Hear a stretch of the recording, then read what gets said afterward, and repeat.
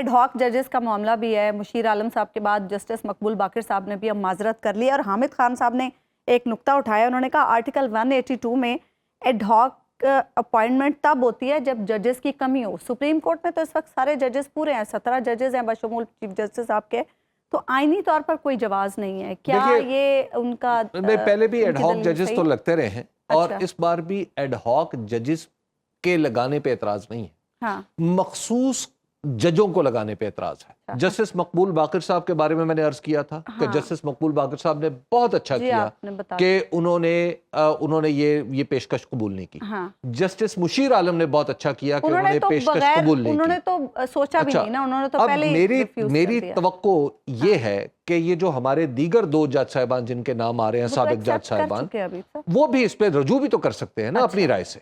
بھائی جب کسی جج کے اوپر ابھی وہ پہلے بھی جج رہ چکے ہیں اور ان کی دوبارہ اپائنٹمنٹ کے اوپر اتنے لوگوں کو اعتراض ہے, مجھے بذات خود بطور پاکستانی شہری کے مجھے اعتراض ہے ان 2 اصحاب کے دوبارہ سپریم کورٹ میں آنے پہ. حکومت تو کہہ رہی ہے کہ ہونے چاہیے. اعظم نذیر تارڑ صاحب کا بیان آیا اور انہوں نے یہ بھی واضح کیا کہ ایڈ ہاک ججز جو ہیں وہ مخصوص نشستوں کی نظر ثانی اپنی نہیں سننے والے. یہ تو آپ اپنے دستور کی نفی کر رہے ہیں نا, یہ تو غلط تفہیم کر رہے ہیں.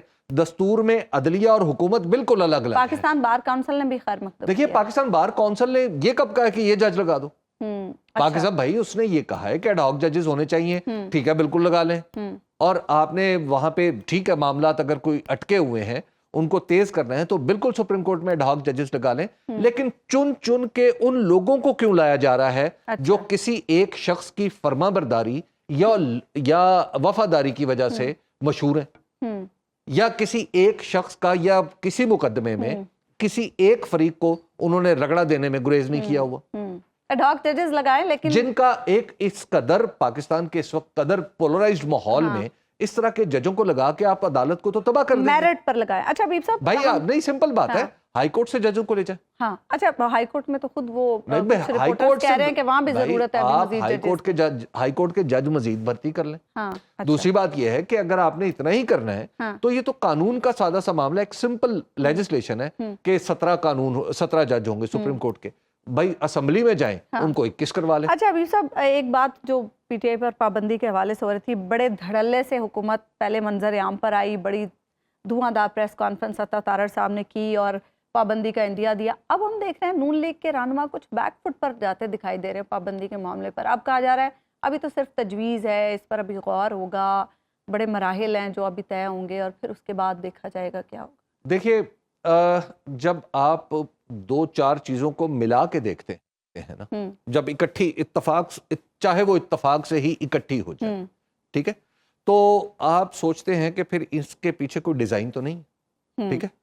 مثال کے طور پر کچھ چیزیں اکٹھی ہوئیں, جیسے ججوں کا معاملہ آ گیا, مخصوص ججوں کا, اور ساتھ ہی یہ جناب ہم نے پابندی لگانی, اور ساتھ ہی یہ کہ اب ہم نے دوبارہ یعنی ہم نے مخصوص نشستوں والے فیصلے پہ ہم نے نظر ثانی نون لیگ ویسے چلی گئی نظر ثانی میں اور اس کی درخواست جو ہے وہ اس کو نمبر بھی الاٹ ہو گیا. اچھا جب یہ سارے واقعات اکٹھے ہوتے ہیں تو ایسے لگتا ہے کہ کہیں ایڈمنسٹریشن کہیں کوئی انتظام کیا جا رہا ہے. ٹھیک, تو عدلیہ کو اس انتظام کے تاثر میں تو بالکل فریق نہیں بننا چاہیے, ٹھیک ہے نا. تو ان 4 ججوں کو میرا خیال ہے کہ جسٹس طارق مسعود صاحب بڑے معزز آدمی ہیں, ان کی اب تو 2 رہ گئے نا. جی جسٹس طارق مسعود صاحب کی لیاقت پہ کسی کو کوئی اعتراض نہیں ہے, ٹھیک ہے, ان کی رائے سے اختلاف ہے. اسی طرح جسٹس مظہر عالم میاں خیل صاحب کا بھی, وہ بھی بڑے اچھے جج ہیں. لیکن اس مخصوص ماحول میں میرا خیال یہ ہے کہ ان محترم ججوں کے لیے زیادہ مناسب طریقہ یہ ہوگا کہ آپ ریکیوز کر لیں. آپ کہیں کہ جناب جسٹس طارق مسعود صاحب نے ملٹری کورٹس والے فیصلے کی ملٹری کورٹ والے بینچ سے ریکیوز کیا تھا نا, تو اب بھی ریکیوز کرتے ہیں. اب بھی کہیں کہ میں نہیں مناسب سمجھتا کہ اس ماحول میں میں سپریم کورٹ میں آؤں, اور یہی کام مظہر اللہ میاں خیل صاحب بھی کر سکتے ہیں. پابندی والے معاملے سے بھی آپ کو حکومت ریکیوز کرتی دکھائی دے رہی ہے.